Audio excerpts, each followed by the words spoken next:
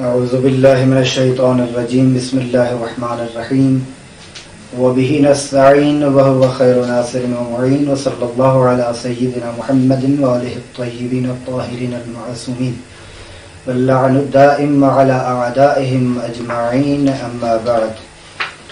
ہماری گزشتہ گفتگو مقدماتی بحث میں تھی، جن میں ہم نے کچھ چیزوں کو ذکر کیا۔ سب سے پہلے علم نحو کی تعریف اس کتاب کے مطابق، اور اس کے بعد علم نحو کا موضوع، علم نحو کا فائدہ، اور چونکہ موضوع علم نحو کلمہ اور کلام ہے، پھر کلمے کی تقسیم کہ کلمے کی 3 قسمیں ہیں اور ہر ایک کی تعریف اور مثالیں، پھر کلام کی تعریف اور کلام کی تقسیم کہ کلام 2 قسموں کا ہے، جسے جملہ بھی کہتے ہیں، اگرچہ ہمیں اس بات سے اتفاق نہیں ہے، چونکہ ہم کہہ چکے ہیں کہ کلام اور جملہ مترادف نہیں ہے، بلکہ ان دونوں کے درمیان میں منطقی اعتبار سے عام خاص مطلق کی نسبت ہے، کیونکہ ہر جملہ کلام نہیں کہہ سکتے، لیکن ہر کلام جملہ ہے۔ بس کل کلام جملتن، اس طرح کہیں گے۔ بعض جملے جو ہے وہ کلام ہے، بعض جملے کلام نہیں ہے۔ اور یہاں البتہ بہتر یہ تھا کہ یہ کلام سے پہلے علامات اسم فعل اور حرف بیان کر دیتے، جیسے یہ بیان نہیں کر چکے، لہذا ایک اجمالی فہرست کے طور پر ہم اس سے بھی بحث کرتے ہیں۔ دیکھیے، اسم کی علامات میں سے ایک علامت یہ ہے کہ الف لام اس پر داخل ہوتا ہے۔ وہ الف لام میں موصولہ کی بات نہیں کر رہا، الف لام، چونکہ الف لام موصولہ فعل مضارع پہ بھی داخل ہوتا ہے۔ معرف باللام ہونا یہ اسم کی نشانی ہے۔ مثال کے طور پر آپ کہتے ہیں الحمد للہ رب العالمین، یہ الحمد پہ الف لام جو ہے یہ اسم کی علامت ہے، ایک یہ۔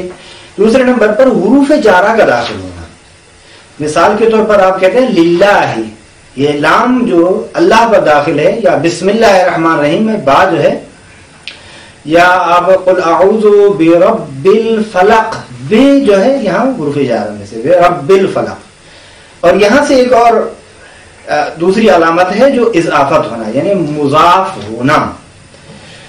مضاف ہونا بھی علامت اسم ہے، جس طرح برب الفلق یا الحمد للہ رب العالمین، رب العالمین کی طرف اضافہ ہو رہا ہے۔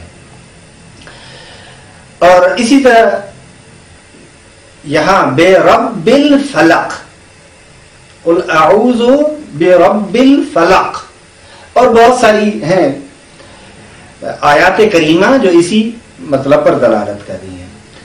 ایک علامت ہے مسند الیہ ہونا، چونکہ فعل کبھی مسند الیہ واقع نہیں ہوتا، اسم ہے جو مسند الیہ واقع ہوتا ہے۔ مثال کے طور پر آپ کہتے ہیں کہ العلم حیات، زید عالم، اللہ الصمد، ٹھیک ہے نا؟ یہ کیا ہے؟ مسند الیہ واقع ہونا، یہ اسم کی علامت ہے۔ اچھا، اسی طرح مسند الیہ ہونے کے ساتھ ساتھ، چونکہ میں پہلے عرض کر چکا ہوں کہ الف لام کا داخل ہونا، حروف جارہ کا داخل ہونا، اور منادہ واقع ہونا۔ مثال کے طور پر آپ کہتے ہیں یا ایھا الانسان ما غرک بربک الکریم، یا ایھا الرسول بلغ ما انزل الیک من ربک، یا ایھا النبی جاہد الکفار والمنافقین، یا ایھا الذین آمنوا۔ بہت ساری آیات کریمہ قرآن کریم میں ایسی ہیں جن میں حروف ندا آیا ہے اور خود منادہ ہونا اسم کی علامت ہے، جس طرح یہ بیان کی۔ تنوین کا داخل ہونا، تنوین کی بھی چونکہ قسمیں ہیں، ان میں تنوین کی 4 خود تنوین ہے کیا؟ تنوین کی تعریف یوں کرتے کہ نون ساکنۃ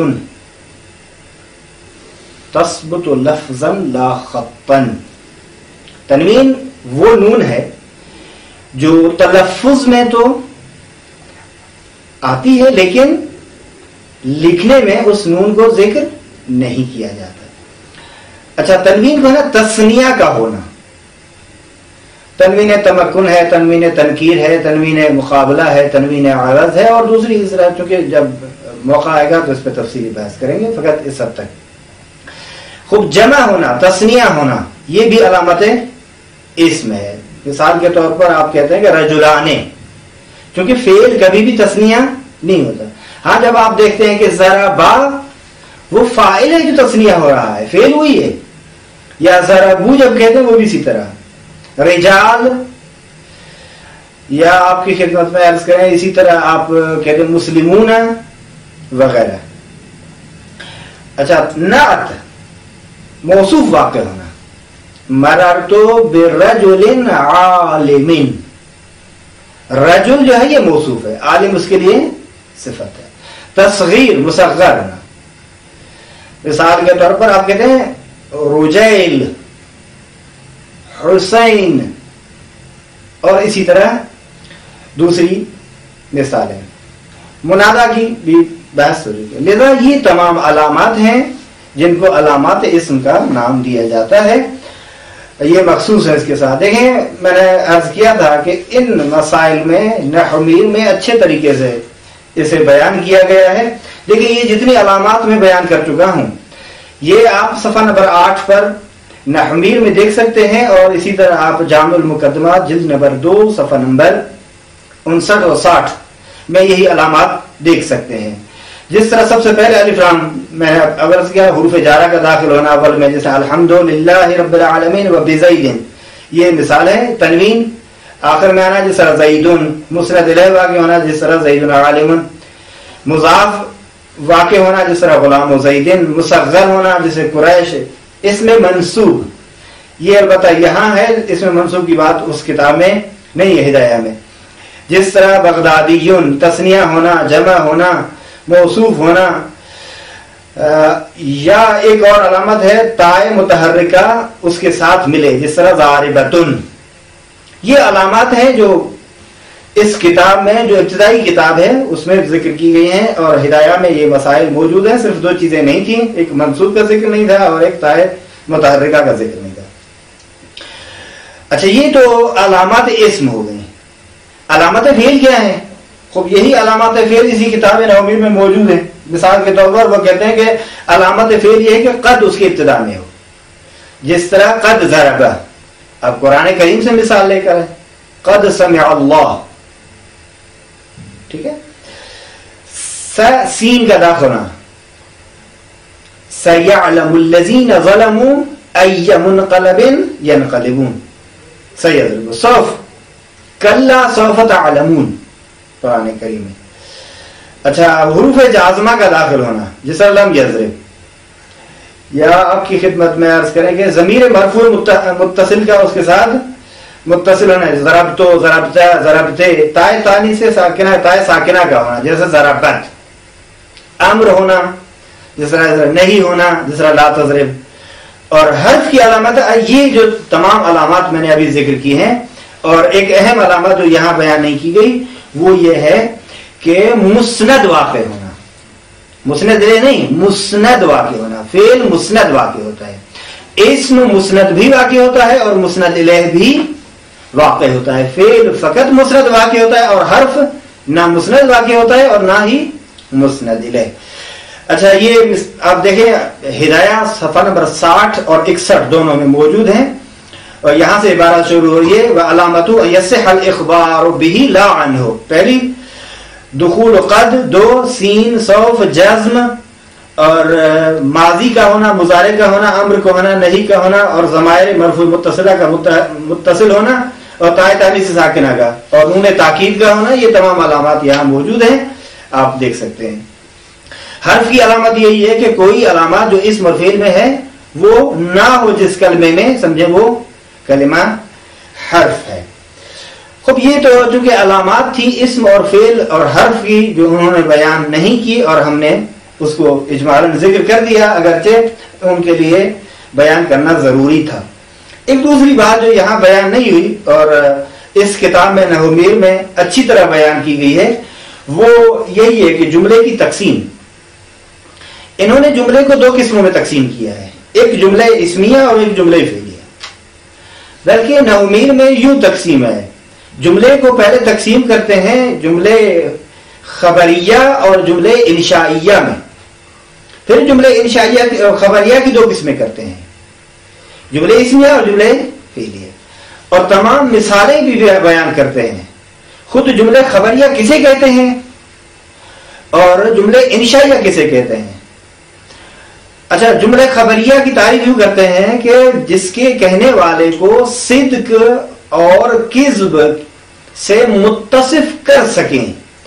یہ اس وقت بات ہے جب آپ خود متکلم کو مد نظر نہیں رکھتے، خود متکلم چاہے گا، ممکن ہے متکلم ایک ایسی شخصیت جس کے لیے اصلاً جھوٹ کی نسبت دینا ہی گناہ ہے، ذات باری کے لیے یہ کہنا ہی گناہ ہے کہ وہ جھوٹ بول رہا ہے، یا پیغمبر کی طرف نسبت دینا، یا ائمہ معصومین علیہ السلام کی طرف نسبت دینا، یا سیدہ فاطمہ زہرا سلام اللہ علیہا کی طرف نسبت دینا جھوٹ کی، یہ خود گناہ ہے۔ بس فاعل اور قائل اور متکلم سے قطع نظر خود خبر میں یہ چیز موجود ہے کہ اسے متصف بے صدق اور کذب کیا جا سکتا ہے۔ اب صدق ہے کیا؟ صدق کسے کہتے ہیں؟ صدق کہتے ہیں مطابقت واقع کو، کیونکہ خبر میں ہوتا ہے، خبر میں حکایت کرنی ہوتی ہے، آپ ایک واقعے کی حکایت کریں کہ یہ ایسا ہوا، فرض کریں آپ آ رہے تھے، چوک پر دیکھا کہ دو گاڑیاں آپس میں ٹکرا گئیں، جن میں سے ایک آدمی جو ہے وہ اسی وقت ہی اس دنیا سے چل بسا، آپ وہی جو دیکھا ہے وہی بیان کر رہے ہیں، یہ ہے صدق۔ اور اگر آپ ایسی کوئی چیز بیان کریں جو واقع ہی نہیں ہو اور کہیں کہ مثلاً فرض کریں دو ٹرینیں آپس میں ٹکرا گئی جس سے دونوں تباہ ہو گئی، اور جبکہ ایسا ہوا ہی نہیں ہے، تو وہ کذب ہے۔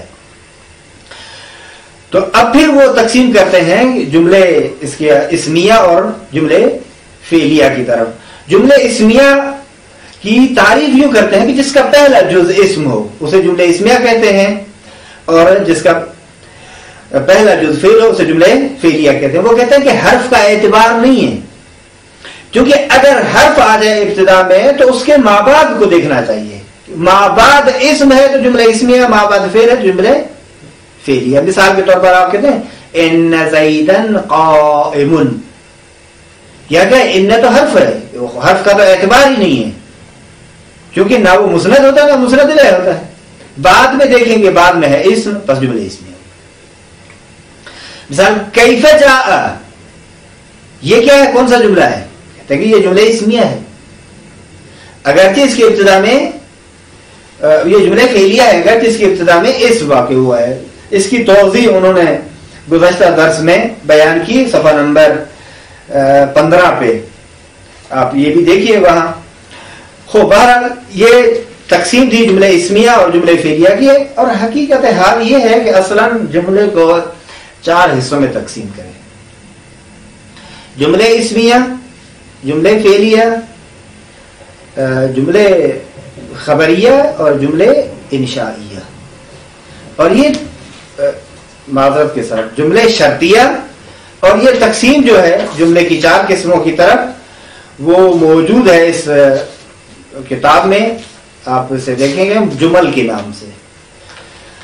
وہ یہ ہے، کہتے ہیں کہ اعلم ان اصل الجملۃ علی 4 اوجہ، بنیادی طور پر جملے کی 4 صورتیں ہیں، 4 وجہ ہیں۔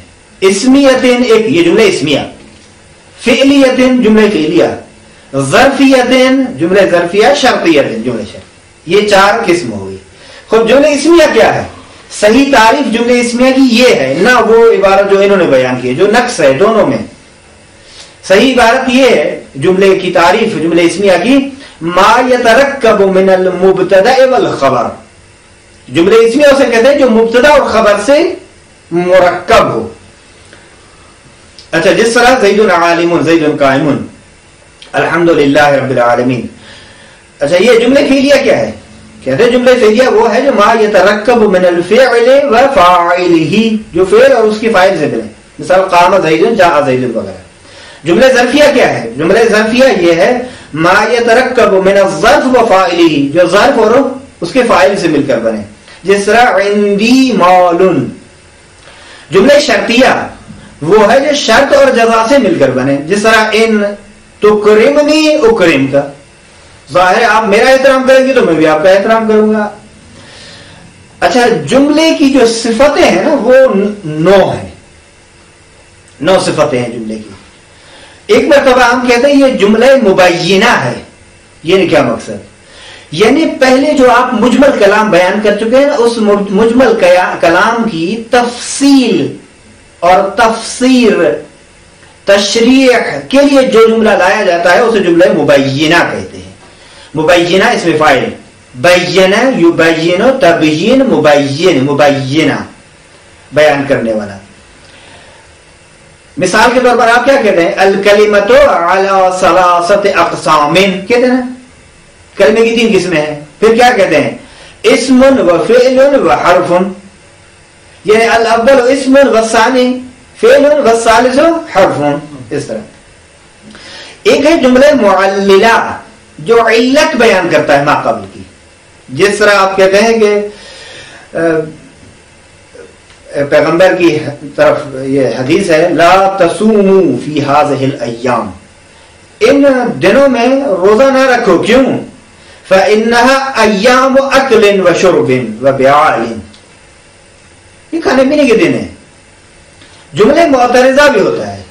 مثال جملے معترضہ آپ کہتے ہیں قال امیر المؤمنین علی بن ابی طالب علیہ الصلاۃ والسلام العلم حیات. اب یہ قال امیر المؤمنین اور العلم حیات کے درمیان یہ لفظ جو آیا علیہ الصلاۃ والسلام، یہ کیا ہے؟ یہ جملہ ہے. کیونکہ علیہ جار مجرور خبر مقدم ہے، الصلاۃ والسلام یہ اس کے لیے مبتدا ہے. یہ جملہ معترضہ ہے. یا آپ کہتے ہیں کہ مثال کے طور پر علامہ ہلی رحمت اللہ علیہ نے فرمایا. یہ رحمت اللہ علیہ کا جو جملہ آپ کہہ رہے ہیں نا، یہ کیا ہے؟ جملہ معترضہ ہے. اور اسی طرح دوسرے جملے، ایک جملہ ہوتا ہے جس کو ہم جملے مستأنفہ کہتے ہیں. جملہ مستأنفہ حقیقت میں سائل کے سوال کا جواب ہوتا ہے. مثال کے طور پر آپ نے کہا جاء زید، ٹھیک ہے، تو کسی نے پوچھا کہ کیوں آپ نے زید کو رفع دیا، تو آپ کیا کہیں گے؟ کہیں گے لأنہ فاعل، کیونکہ زید یہاں فاعل ہے. ایک جملہ ہے جس کو جملہ نتیجیہ کہتے ہیں. جملہ نتیجیہ وہ ہے جو کلام سابق سے متولد ہوتا ہے، پیدا ہوتا ہے. مثال کے طور پر آپ کہتے ہیں کہ الجزم مختص بالافعال والخفض مختص بالاسماء. جزم افعال کے ساتھ مختص ہے اور خفض و جر اسماء کے ساتھ مختص ہے. پس کیا ہوا کہ فلیس بالافعال خفض ولا فی الاسماء جزم. اسماء میں جزم نہیں اور افعال میں جر نہیں. ایک جملہ ہے جسے جملہ ابتدائیہ کہتے ہیں. مثال کے طور پر وہ اول کلام میں جو واقع ہوتا ہے. مثال کہتے ہیں کہ الکلمۃ علی ثلاثۃ اقسام انواع انحاء وغیرہ. جملہ مقطوعہ ایک ہے. جملہ مقطوعہ کہتے ہیں جو یعنی ارتباط نہ رکھتا ہو. یہ تمام جملے، اور آخر میں ایک جملہ ہے جس کو جملہ حالیہ کہتے ہیں. جملہ حالیہ وہ جملہ ہوتا ہے جو حال واقع ہوتا ہے. مثال کے طور پر آپ قرآن کریم کی آیت پڑھتے نا انما ولیکم اللہ ورسولہ والذین آمنوا الذین یقیمون الصلاۃ ویؤتون الزکاۃ وہم راکعون. یہ کون سا جملہ ہے؟ وہم راکعون واو حالیہ ہے، ہم مبتدا راکعون خبر. یہ جملہ حالیہ واقع ہو رہا ہے. وہ کس حالت میں رکوع کرتے ہیں یا کس حالت میں زکات یؤتون الزکات، کس حالت میں زکات دیتے ہیں؟ در حالانکہ وہ رکوع میں ہوتے ہیں.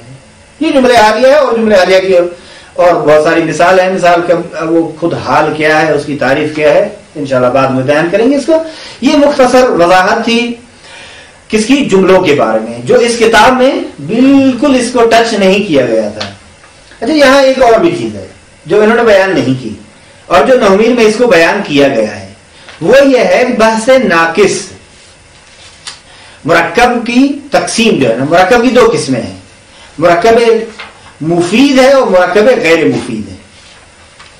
اچھا، قبل اس کے کہ مرکب مفید اور غیر مفید کی تعریف اور ان کی وضاحت تھوڑی سی کروں تو یہ جملہ خبریہ اور اس کے متعلق جو کچھ بحث تھی، جملہ انشائیہ کیا ہے اور اس کی کتنی قسمیں ہیں؟ جملہ انشائیہ کی تعریف کیا ہے؟ جملہ انشائیہ کی کہتے ہیں جملہ انشائیہ کی تعریف یہ ہے کہ کہنے والے کو سچ اور جھوٹ یعنی سچائی اور یعنی تکذیب اور کذب کی صفت اسے نہ دے سکیں، اسے متصف نہ کر سکیں کہ تو سچ کہہ رہا ہے یا تو مثلا وہ پانی مانگ رہا ہے، اب آپ پانی کا ایک گلاس لائیے، مجھے پیاس لگی ہے، آپ کہہ رہے ہیں کہ سچ کہہ رہا ہے یا جھوٹ کہہ رہا ہے؟ وہ کہہ رہا ہے پانی دے دیں، وہ کہتا ہے مجھے کتاب دے دیں۔ اب اس میں تو نہیں، چونکہ حکایت تو نہیں کر رہے آپ، سچ اور جھوٹ اور صدق اور کذب وہاں ہے جہاں حکایت ہو، جب وہاں حکایت ہی نہیں ہے تو یہ چیز نہیں ہوتی۔ بس یہ تعریف ہوگی جملہ انشائیہ کی۔ خوب، جملہ انشائیہ کی قسمیں کتنی ہیں؟ جملہ انشائیہ کی چند قسمیں۔ سب سے پہلے امر، یہ جملہ انشائیہ میں شامل، اضرب، نہی، لا تضرب۔ مثال کے طور پر قرآن میں لا تحزن ان اللہ معنا، رسول اللہ صلی اللہ علیہ وآلہ وسلم نے ساتھی کو کہا تھا کہ لا تحزن، اللہ کیوں لا تحزن؟ اس لیے کہ اللہ ہمارے ساتھ ہے، جب اللہ ساتھ ہو تو پریشان ہونے کی کوئی ضرورت نہیں ہوتی۔ استفہام، هل ضرب زید، اس طرح مثال عما يتساءلون عن النبأ العظیم، اجاء زید، کیا زید آیا؟ اور اسی طرح تمنی، لیت زیدا حاضر، ترجی، لعل امرا غائب، لعل ساعاتیہ، عقود، بیتو واشتریتو، خرید و فروخت میں، ندا یا اللہ، یہ کون سا جملہ ہے؟ یا اللہ، یہ جملے انشائیہ ہے نہ جملہ خبریہ۔ عرض، الا تنزل بنا فتصیب خیرا، قسم، واللہ لأضربن زیدا، تعجب، ما احسنہ احسن بہ، یہ تمام تر چیزیں ہیں کس کی؟ جملہ انشائیہ کی تقسیم ہے۔ اب یہاں ایک بات پھر مجھے ذہن میں آ گئی کہ انہوں نے صحیح طرح سے بیان نہیں کیا، وہ یہ کہ اصلاً خود کلام کس طرح مرکب ہوتا ہے، کن اجزاء سے مرکب ہوتا ہے، یہ تو وضاحت ہی نہیں کی انہوں نے، جبکہ یہاں وضاحت کرنی چاہیے تھی کہ لا يحصل الکلام الا من الاسمین، عقلی اعتبار سے چار صورتیں بنتی ہیں، یا تو دونوں جز اسم ہے، مثال کے طور پر زید عالم، مبتدا اور خبر دونوں جز، یا دونوں جز فعل ہے عقلی اعتبار سے کیا، یا دونوں جز حرف ہیں، ٹھیک ہے، یا ایک جز اسم ہے اور دوسرا جز فعل، ایک جز اسم ہے اور دوسرا جز حرف، یہ سب قسمیں ہیں نا۔ اب کون سی قسمیں صحیح ہیں کون سی صحیح نہیں ہے؟ جب دونوں اسم ہو ٹھیک ہے، ایک اسم ہو اور ایک فعل ہو تو بھی ٹھیک ہے، ایک اسم ہو اور ایک حرف ہو لیکن وہ حروف ندا ہو صرف اور نہیں حروف ندا، تو بھی ہم جملہ کہیں گے۔ تو بس اگر کوئی یہ سوال کرے کہ آیا یا زیدو، آپ تو کہہ رہے تھے کہ دونوں اسم ہوتے ہیں یا ایک اسم ہو اور ایک فعل ہو، یہاں تو ایک فعل ہے، ایک اسم ہے اور ایک حرف ہے، تو کہیں گے اصل میں یہ یا جو ہے وہ فعل کی معنی میں ہے، کیوں؟ کیونکہ نائب بن کر آیا ہے۔ اصل کیا ہے؟ ادعو ہے، اطلبو ہے، یعنی اطلبو زیدان، ادعو زیدان، اس اطلبو اور ادعو کے بجائے ہم نے یا کو ذکر کیا ہے، بس یہ جو کلام ہے مکمل ہے، کوئی اس میں مشکل نہیں۔ تو بہرحال اس بات کو بھی ذکر کرنا چاہیے تھا، یہاں انہوں نے ذکر نہیں کیا صاحب کتاب نے۔ اور مرکب کی بات کہ مرکب کی جو ہے نا دو قسمیں، ایک مرکب ہے، خود مرکب ہے کیا؟ سب سے پہلے مرکب کی تعریف تو ہونی چاہیے۔ کہتے ہیں کہ مرکب وہ ہوتا ہے جو دو کلموں یا دو سے زیادہ کلموں سے مرکب ہو، مل کر بنے، اسے ہم کہتے ہیں مرکب وہ لفظ جو دو کلمات یا دو سے زائد کلمات سے بنے اسے ہم مرکب کہتے ہیں. مرکب کی دو قسمیں، مرکب مفید اور مرکب غیر مفید. مرکب مفید کیا ہے؟ مرکب مفید اس مرکب کو کہتے ہیں جس پر سکوت صحیح ہو، قائل کا سکوت صحیح ہو اور سننے والے کو کوئی خبر یا طلب محسوس ہو، معلوم ہو. ٹھیک ہے. اچھا، مرکب غیر مفید کی کتنی قسمیں ہیں؟ کہتے ہیں مرکب غیر مفید کی 3 قسمیں ہیں. خود مرکب غیر مفید کی تعریف کیا ہے؟ بالکل برعکس تعریف ہے اس کی. مرکب غیر مفید وہ ہے کہ قائل اس پر سکوت کرے لیکن سامع کو، سننے والے کو خبر یا طلب محسوس اور معلوم نہ ہو. اس کی 3 قسمیں ہیں. مثال کے طور سب سے پہلی قسم یہ ہے کہ مرکب اضافی. یہ عبارت تھی جو پہلے انہوں نے بیان کی تھی گزشتہ، یہ تمام مسائل چھوڑ دیے انہوں نے. یہ عبارت مرکب اچھا اضافی. اضافت کی 2 قسمیں ہیں، یا اضافت لفظیہ ہے یا اضافت معنویہ ہے. انشاءاللہ ان کی تفصیل آئے گی بعد میں. اضافت معنویہ کی 3 قسمیں ہیں، یا اضافت اختصاصیہ ہے، یا اضافت ظرفیہ ہے، یا اضافت بیانیہ ہے. اب وہ عبارت جو صفحہ نمبر 15 پہ تھی، کل ایک کلمہ رہ گیا تھا، وہ دیکھیں. اس نے کہا کہ در این نوع مرکب، مراد وہ مرکب اضافی ہے، لیکن مرکب اضافی میں فقط اور فقط یہ اضافت معنوی کی بات ہو رہی ہے، اضافت لفظی. چونکہ اضافت معنوی کی 3 قسمیں ہیں، یا ظرفیہ ہے، یا بیانیہ ہے، یا اختصاصیہ ہے. جزء دوم غالباً مالک جزء اول. ٹھیک ہے. جزء دوم غالباً پہلے جز کا مالک ہوتا ہے، یا ظرف ہوتا ہے اس کے لیے، یا اس کے لیے بیان کرنے والا ہوتا ہے. لہذا پہلے جز کو ہم مضاف کہیں گے اور دوسرے جز کو مضاف الیہ کہیں گے. کتاب اللہ. اب یہ مثال ہے کتاب اللہ. یہ کتاب جو ہے یہ پہلا جز ہے نا، ٹھیک ہے. اور اللہ کیا ہے؟ دوسرا جز. یہ دوسرا جز جو ہے اللہ، یہ مالک ہے نا اس کی کتاب کا، یہ نہیں ہے. ظاہر ہے کتاب اللہ کی ہے. اچھا، کتاب خدا. صلاۃ اللیل دوسرے نمبر پر انہوں نے کیا کہا تھا کہ جز دوم اول جز کے لیے کیا واقع ہوتا ہے یا ظرف واقع ہوتا ہے؟ صلاۃ اللیل. لیل ظرف واقع ہو رہا ہے صلاۃ کے لیے. صوب قطن تیسرے میں کہا تھا یا بیان کرنے والا تھا، یعنی ایسی کپاس، ایسا کپڑا جو کپاس سے ہو. پھر انہوں نے کہا تھا کہ وہ مضاف الیہ جو ہے وہ اس میں ظاہر بھی ہو سکتا ہے، ضمیر بھی. ایک یہ قسم تھی جو نام تھا اس کا مرکب اضافی. ایک دوسری قسم ہے جسے مرکب بنائی کہتے ہیں.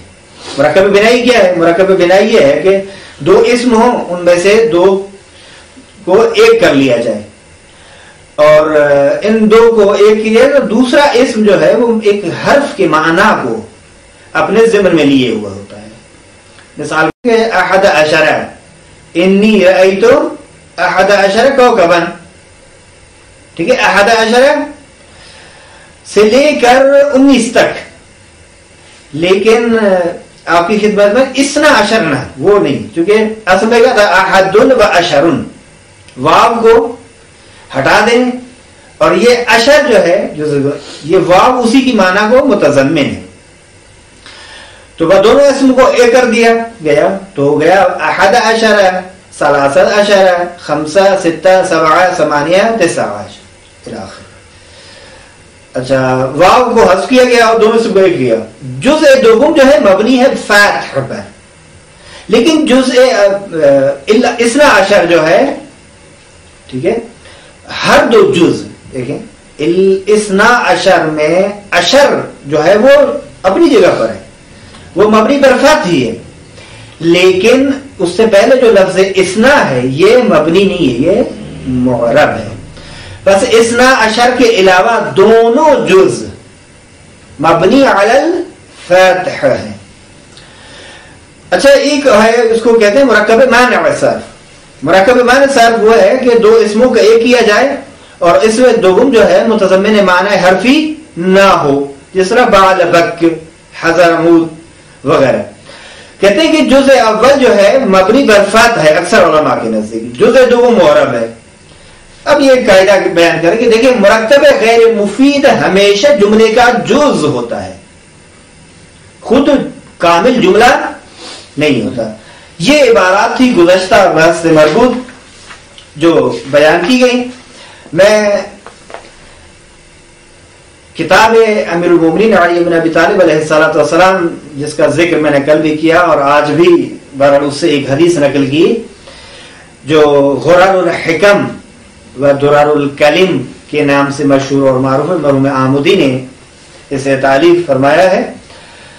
اسے اگر آپ مطالعہ کریں تو جملے اسمیہ پوری کتاب میں جملے اسمیہ زیادہ ہے جملے میڈیا سے، پوری کتاب میں آپ دیکھیں. اچھا، سب سے پہلے ہے باب الحمزہ، یعنی معرف باللام کے ساتھ 2222 حدیثیں ہیں، 2222 حدیثیں جو سب مبتدا اور خبر پر مشتمل ہے. یہ کلی قاعدہ ہے، جا کے دیکھ لیں. کوئی ایک حدیث بھی آپ کو ان 2222 میں جملے فعلیہ والی نہیں ملے گی. ہاں خبر مختلف ہے، خبر کبھی مفرد ہے کبھی جملہ ہے. وہاں مثال کے طور پر آپ کہتے ہیں کہ العلم حیات، یہ خبر مفرد ہے. ایک مرتبہ خبر جملہ ہوتی ہے الدین مثلا ینجی، اور یہ چونکہ فعل مضارع ہے اور اس میں ضمیر ہے فاعل ہے، پورا جملہ خبر ہوگی. باقی اور چیزیں ہیں لیکن جملہ جو ہے مکمل وہ جملے اسمیہ ہے. اور اس کے بعد بھی انشاءاللہ وہ کتاب میں لے کے آؤں گا، آپ دیکھیں گے اور آپ کو اگر فرصت ملے تو اس کتاب کا ضرور مطالعہ کریں. اور اس میں چھوٹے چھوٹے جملے ہیں. یہ تو فقط ایک میں نے بات بتائی ہے نا آپ کو باب الحمزہ کی، جو معرف باللام حدیثیں ہیں 2222، تمام کی تمام جملے اسمیہ ہیں. اگر آپ کو جملہ اسمیہ ڈھونڈنا ہے تو فوراً وہاں چلے جائیں. اچھا، اب آتے ہیں ہم آج کی بحث کی طرف جو اعراب اور بنا کی بحث ہے. بہرحال آپ لوگ پریشان نہ ہوں، انشاءاللہ بحث کو جو ہے چونکہ وہ ضروری تھا کہ ان چیزوں کو ذکر کیا جائے، وإلا طول دینے کا اور کوئی مقصد نہیں تھا. چونکہ میں نے ایک ادعا کیا تھا کہ ان تمام مباحث میں سوائے وہ ابتدائی چیزوں کے جو تعریف وغیرہ ہے یا مثلا موضوع ہے اور فائدہ ہے، ان کے علاوہ باقی مسائل میں اس بحث تک نحوین میں اچھی طرح بیان کیا گیا ہے. اسی وجہ سے میں نے یہ سب بیان کر دیا ہے. خوب، اب ہے اعراب اور بنا. دیکھیے عنوان بحث میں کیا، اعراب اور بنا. اعراب اور بنا مشتمل ہے 3 چیزوں پر. سب سے پہلا ایک مقدمہ ذکر کرتے ہیں، اس کے بعد انواع اعراب فعل بیان کرتے ہیں، اور اس کے بعد انواع اعراب اسم بیان کرتے ہیں. ٹھیک ہے، مقدمہ کیا ہے؟ مقدمہ یہ ہے ہنگامِ ترکیب کلمات با یک دیگر. کہتے ہیں کہ کلمات جب ایک دوسرے کے ساتھ ملتے ہیں، مرکب ہوتے ہیں، تو بعضی ایسے کلمات در کلمہ دیگر تأثیر می گزارند. کچھ کلمات دوسروں پہ اثر انداز ہوتے ہیں، ان میں مؤثر واقع ہوتے ہیں، اپنا اثر چھوڑتے ہیں. وہ کلمہ متاثر ہوتا ہے. کہتے ہیں کہ جو کلمہ اثر چھوڑ رہا ہے، اثر گزار ہے، اسے ہم عامل کہیں گے، اور جو اثر پذیر ہے اسے ہم معمول کہیں گے. یہ تعریف بیان کر رہے ہیں عامل کسے کہتے ہیں اور معمول کسے کہتے ہیں. پھر تقسیم کیا انہوں نے عامل کو. عوامل 2 قسم کے، یا لفظی ہے یا معنوی. اس سے پہلے میں بہتر ہے کہ آپ کو ایک چھوٹا سا مقدمہ ذکر کر دوں. دیکھیے ہمارے پاس یوں کہیں کہ کلمات جتنے بھی ہیں نا وہ ان حالات سے خالی نہیں ہے. یا تو کلمہ عامل بھی ہے اور معمول بھی ہے، خود عمل بھی کرتا ہے اور معمول بھی واقع ہوتا ہے. تعمل و تعمل، ٹھیک ہے، عامل بھی اور معمول بھی. یعنی خود کلمہ فقط عامل واقع ہوتا ہے، ولا تعمل، मामूल वाक़े नहीं होता। मिसाल के तौर हुरूफ जारा, हुरूफ जारा अमल तो करते हैं लेकिन मामूल वाक़े नहीं होते। अच्छा, या यूं होता है कि ला तुअमल वला तअमल, ना तुअमल वला तअमल, खुद मामूल होते हैं लेकिन आमिल कभी भी वाक़े नहीं हो सकते। और आखिरी किस्म ये है कि ना आमिल हो ना मामूल हो। अब इन सब की वजाहत जो है इस किताब में, एक छोटी सी किताब है नवमीर, इसमें मौजूद है कि आखिर में इन्होंने बयान किया है, वो उन्वान है इसके कि ये जो हुरूफ हैं हुरूफ गैर आमिल हैं। फसल सिर्गुम के नाम से है हुरूफ गैर आमिला। वो 16 किस्में बयान के, हुरूफ तंबीह हैं, अला अमा हा, हुरूफ ईजाब हैं जो कि 6 हैं, और हुरूफ तफसीर हैं, या हुरूफ मस्दरिया हैं, या हुरूफ तखसीस हैं, तहजीज हैं, और इसी तरह दूसरे भी हुरूफ है। बहरहाल इनकी वजाहत जो है बाद में की जाएगी। लिहाजा ये ऐसे हुरूफ हैं जो आमिल भी वाक़े नहीं होते और मामूल भी वाक़े नहीं। मिसाल के तौर पर आप सीना और सोफा, आमिल वाक़े होता है किसी कलमे पे? नहीं। मामूल वाक़े होता है? नहीं। अलिफ लाम मीम आमिल वाक़े होता है? नहीं। तमाम फवातिह सूवर, अलबत्ता इसमें इख्तिलाफ जरूर है फवातिह सूवर के बारे में कि आया वो अलिफ लाम मीम ज़ालिकल किताब के लिए खबर है या नहीं है, और उसमें इख्तिलाफ है। लेकिन सीना सोफा वगैरह वगैरह ये ना आमिल है और ना ही मामूल है। पर ये मुकदमा बयान करने के बाद इस मतलब को आप अवामिल मोहसिन में देख सकते हैं।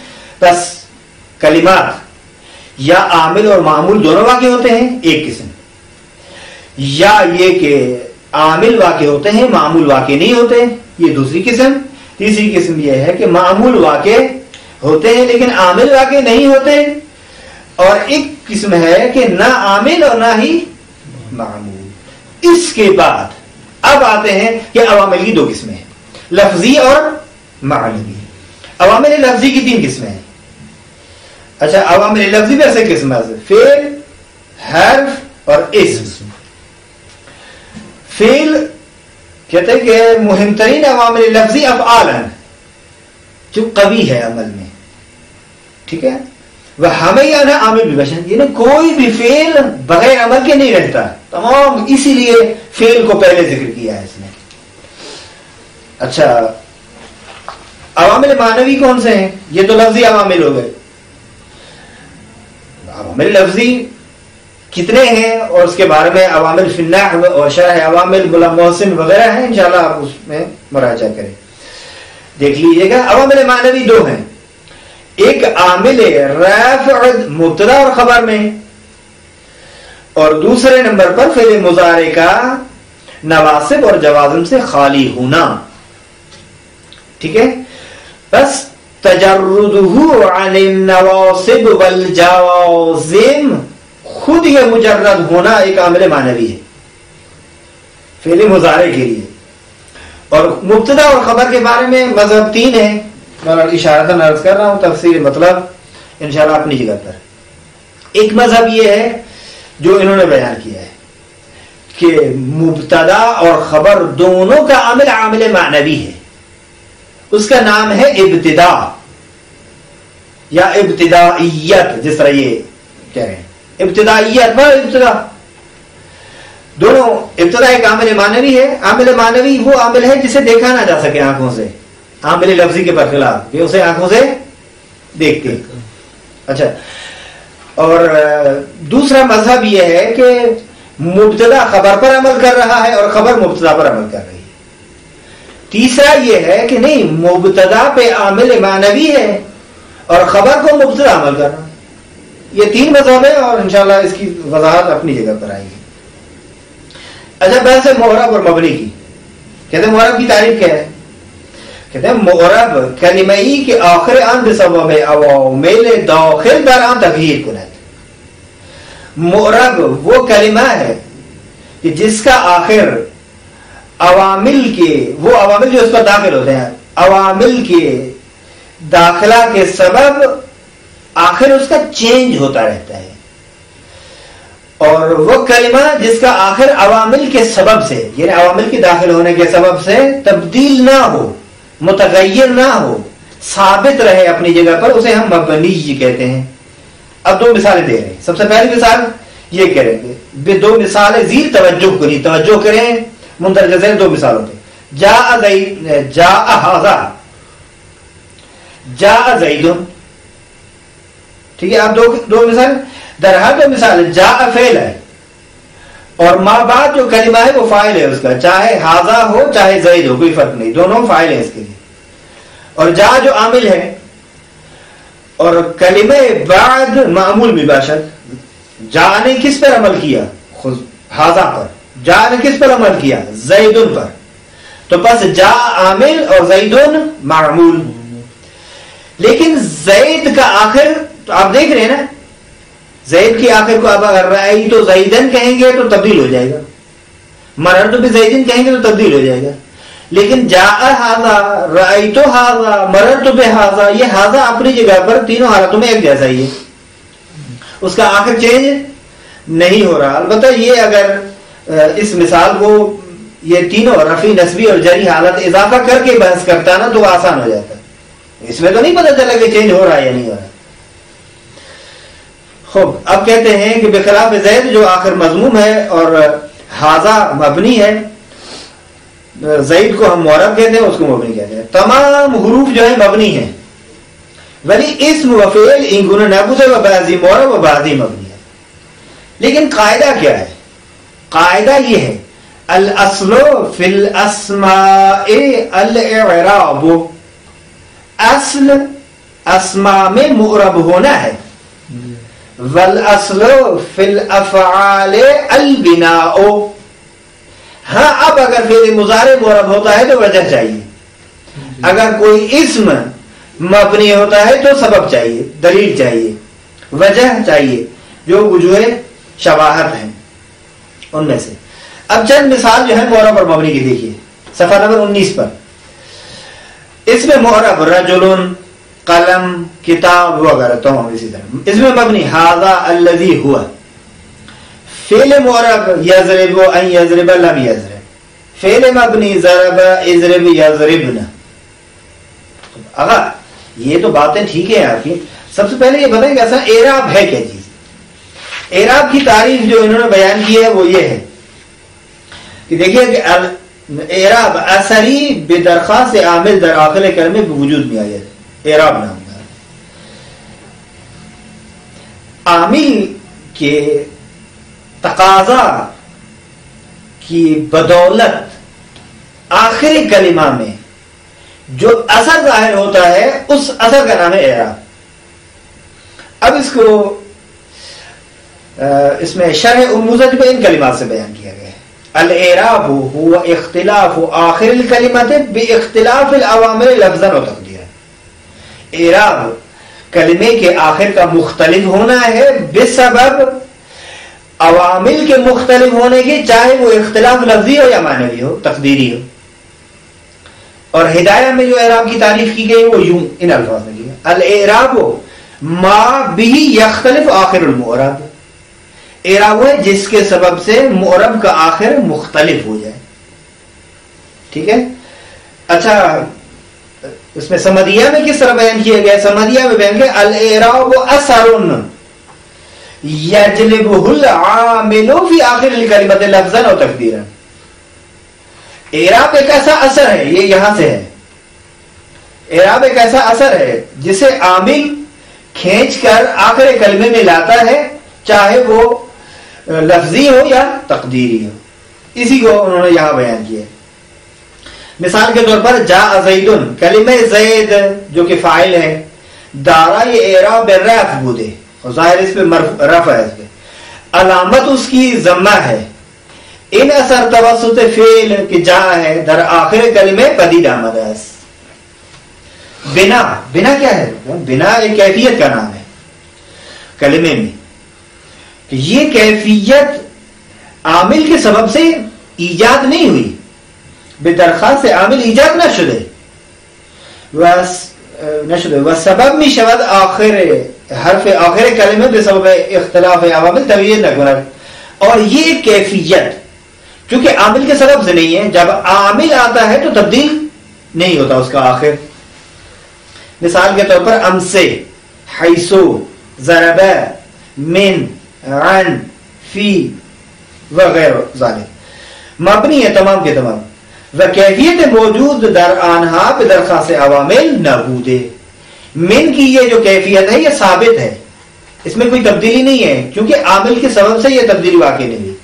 تو بس یہ بحث جو ہے ایک مقدمے کے طور پر تھی. اب آتے ہیں بحث صفحہ نمبر 20 پر، جو بحث اعراب و بناء فعل. صفحہ نمبر 20 میں کہتے ہیں کہ در بین افعال، افعال کے درمیان فعل ماضی و امر حاضر اور دو صیغے جمع مؤنث از مضارع، اور مضارع کے دو صیغے جمع مؤنث کے، اور صیغہ نمبر 1، صیغہ نمبر 4، صیغہ نمبر 7، صیغہ نمبر 13 اور صیغہ نمبر 14 مضارع مؤکد بنون مبنی و بقیہ صیغہ مضارع و امر معربان. انہوں نے ایک بتا دیا کہ دیکھیں افعال میں فعل ماضی اور فعل امر حاضر یہ مبنی ہے، ٹھیک ہے، لیکن فعل مضارع میں کون کون سے ہیں؟ کہتے ہیں فعل مضارع جب مؤکد بنون تاکید ہو تو اس وقت وہ تمام کے تمام صیغے جو انہوں نے یہاں ذکر کیے ہیں ان کے مطابق فعل مضارع مبنی بن گیا. وَأَعْرَبُوا مُضَارِعًا إِنْ أَرْيَوْا مِن نُونِ تَوْكِيدٍ مُبَاشِرٍ وَمِن نُونِ أُنَاسٍ كَيَرَوْنَ مَنْفُطٍ.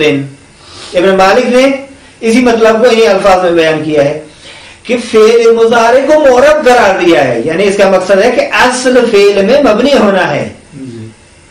اعراب مضارع ان اریا کب؟ جب خالی ہو. کس سے خالی ہو؟ نون تاکید سے اور نون مؤنث سے، دو صیغے. کیفیت بنا در فعل ماضی کیا ہے؟ فعل ماضی میں بنا کی کیفیت بنا بر فتح. کچھ مقامات ایسے ہیں در موارد زیر فعل ماضی مبنی بر فتح، فعل ماضی مبنی بر فتح ہے. نمبر 1 کہ جب آخر میں اس کے ساتھ کوئی چیز متصل نہ ہو، نصر، ضرب، سمع، حسب، نصر، شرف، کرم، اکرم وغیرہ. بے آخر آن تائے تانی سے ساکن متصل باشد، تائے تانی سے ساکن متصل ہو سکے. نصرت جیم آخر آن الف تثنیہ متصل ہو سکے، نصرا. توجہ گاہی فتح بنائی فعل ماضی مقدر بھی شود. کبھی یہ فتحہ جو ہے وہ آنکھوں سے دکھائی نہیں دیتا، مقدر ہوتا ہے، جس طرح رما، غزا، قضا وغیرہ. نمبر 2 بنا یہ بر سکون، مبنی بر سکون. بس آپ اس کو کہ مبنی علی الفتح، مبنی علی السکون. کب ہے مبنی علی السکون فعل ماضی؟ کہتے ہیں کہ اگر بآخر فعل ماضی ضمیر رفع متحرک متصل شود فعل ماضی مبنی بر سکون خواہد بود. کہتے ہیں اگر فعل ماضی کے آخر میں ضمیر مرفوع متحرک متصل ہو جائے تو وہ فعل ماضی مبنی بر سکون ہو جاتی ہے، جس طرح نصرنا، نصرتا، نصرتا، نصرنا وغیرہ. نصرنا، نصرتا، نصرنا. مبنی علی الضم، فعل ماضی کا مبنی بر ضم ہوتی ہے. کہتے ہیں اگر آخر ماضی واو جمع مذکر متصل شد ماضی مبنی فعل ماضی مبنی بر ضم خواہد بود. یعنی اگر فعل ماضی کے آخر میں واو جو جمع مذکر کی علامت ہے وہ متصل ہو جائے تو وہ فعل ماضی مبنی بر ضم ہو جاتا ہے، مبنی علی الضم. نصر، نصرا، نصرو. اچھا کیفیت بنا در فعل امر، امر حاضر، اس میں بھی 2 چیزیں ہیں. بنا بر سکون، فعل امر در 2 مورد مبنی بر سکون ہے. 2 مقامات میں فعل امر مبنی بر سکون ہے. نمبر 1 الف در صورت کی صحیح الآخر بودے، فعل مضارع کا آخر صحیح ہو اور اس کے ساتھ کوئی چیز متصل نہ ہو، جس طرح اعلم، انصر، اکتب وغیرہ. بے در صورتی کی نون جمع مؤنث به متصل شده باشد، جب فعل امر کے ساتھ نون جمع مؤنث متصل ہو جائے تو یہ فعل امر حاضر مبنی علی السکون بن جاتا ہے، جس طرح انصرنا اور اکتبنا، اخشینا وغیرہ۔ نمبر 2 بنا بر حذف حرف علت۔ فعل امر در صورتی کے معتل اللام باشد، جب فعل امر معتل اللام ہو تو مبنی بر حذف حرف علت است، تو وہ حرف علت حذف ہو جائے گا۔ مثلا ارمی مبنی بر حذف یا، ارمی تھا۔ اخشا مبنی بر حذف الف، ادعو مبنی بر حذف واو۔ صحیح۔ 3 نمبر بنا بر حذف نون، در موارد زیر فعل امر مبنی بر حذف نون است، مندرجہ ذیل مقامات میں موارد میں فعل امر مبنی بر حذف نون ہے۔ نمبر 1 اگر بے آخر ان الف تثنیہ متصل ہے، اگر فعل امر کے ساتھ آخر میں الف تثنیہ کا آ جائے، اخرجا، اخرجا۔ نمبر 2 اگر اس کے آخر میں واو جمع مذکر ہو جائے، اخرجو۔ نمبر 3 اگر اس کے ساتھ یا مخاطبہ متصل ہو جائے، اخرجی، یہ تم مبنی پر حذف نون ہے۔ اچھا کیفیت بنا در فعل مضارع، فعل مضارع در موارد زیر مبنی، مندرجہ ذیل مقامات ایسے ہیں جہاں فعل مضارع مبنی ہوتا ہے۔ نمبر 1 در صورتی کے الف، در صورتی کے نون جمع مؤنث بے آخران متصل باشد مبنی بر سکون خواہد بود۔ نون جمع مؤنث اگر اس کے آخر میں متصل ہو تو مبنی بر سکون ہو جائے گا، جس طرح ینصرنا تنصرنا۔ بے در صورتی کی نون تاکید مباشر بے آخران متصل شدہ باشد مبنی بر فتح، یضربن یضربن یضربن۔ اب یہاں بیان کر رہے ہیں کہ نون تاکید مباشر نمبر 1 نمبر 4 نمبر 7 نمبر 13 اور نمبر 14 صیغوں میں متصل ہوتا ہے۔ یہ مختصر ایک بحث تھی اعراب اور بنا کے حوالے سے، اعراب اور بنا فعل۔ اب آتے ہیں انواع اعراب فعل مضارع۔ فعل مضارع کی کون کون سے؟ اعراب فعل مضارع 3 قسموں کے ہیں، یعنی فعل مضارع پہ رفع، نصب اور جزم تینوں اعراب آتے ہیں۔ الف، اب کہاں کہاں رفع آتا ہے، کہاں نصب اور کہاں جزم؟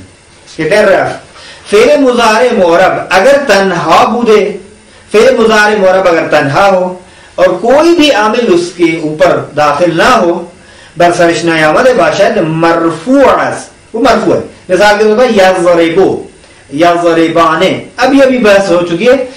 تجردہ عن النواصب والجوازم، یہ خود سبب ہے، ایک عامل معنوی ہے جو فعل مضارع کو مرفوع قرار دے رہا ہے۔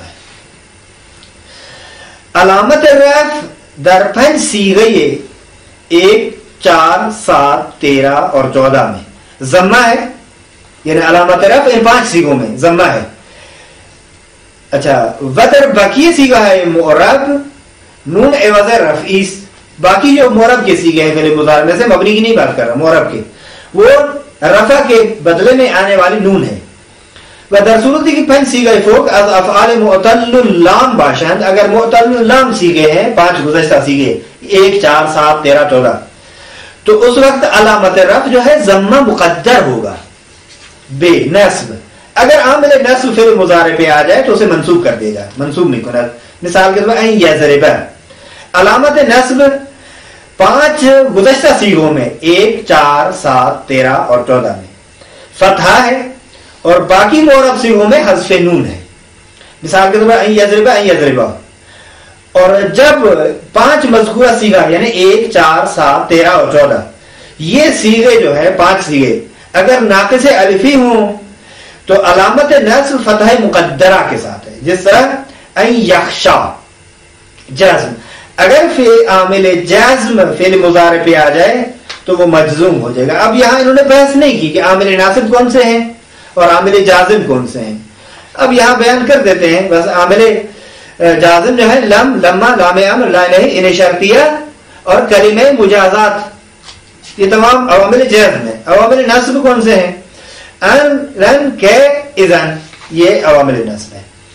مثال لم یضرب، علامت جزم 5 مذکور صیغوں میں، یعنی ابھی جو بھی بیان ہو چکا ان کا 1 4 7 اور 13 14، 1 4 7 13 اور 14 ان میں سکون ہے، باقی جو معرب کے سیغے ہیں وہ حذف نون ہے.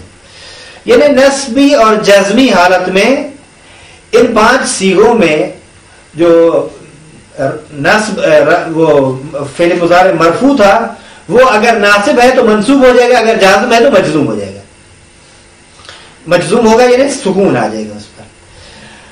اچھا وہ 5 سیغے اگر معطل اللام ہوں تو اس صورت میں علامت جزم حذف حرف علت کے ساتھ ہے. مثال لم یخشى لم یدعو لم یرمی. یہاں سوالات ہیں چند، وہ واضح زیرہ تعریف کریں، مندرجہ ذیل جو الفاظ ہیں ان کی تعریف کریں، اصطلاحات ہیں ان کی تعریف کریں. عامل، البتہ میں یہاں ایک تذکر دینا ضرور سمجھتا ہوں کہ دیکھیے مصطلحات کو ضرور یاد کریں اور خود عربی عبارت میں ان کو یاد کریں. جب تک کوئی بھی طالب علم کسی بھی علم کے مصطلحات سے واقف نہیں ہوگا یقیناً وہ اس علم کو نہیں سمجھ پائے گا. اس کے باوجود اگر کوئی ادعا کر رہا ہے کہ میں مصطلحات نہیں سمجھا لیکن علم سمجھا ہوں، سمجھو وہ جاہل مرکب ہے.